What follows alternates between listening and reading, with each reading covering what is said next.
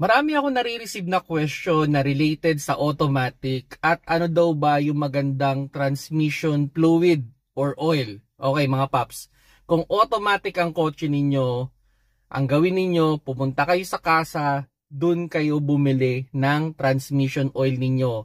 Kasi iba-ibang automatic transmission, may iba-ibang oil yan na ginagamit. Like for example, kung CVT yan, maraming klase ng CVT. Different brand, different model, pwedeng iba yung kanilang CVT fluid.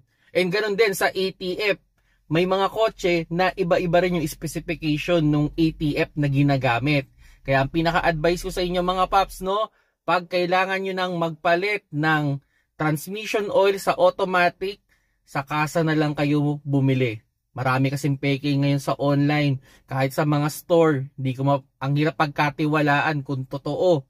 Kasi yun nga, pag yan ay mali ang nailagay ninyo, there's a big possibility na gagastos kayo ng malaki. Masisiraan kayo ng transmission at napakamahal magpagawa ng transmission.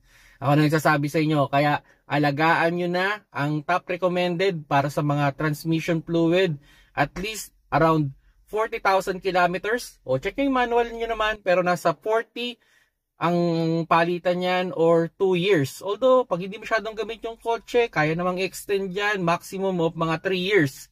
Pero, maglalaro lang kayo sa 40,000 kilometers or 2 years. Yung ideal na pagpapalit ng transmission oil sa automatic.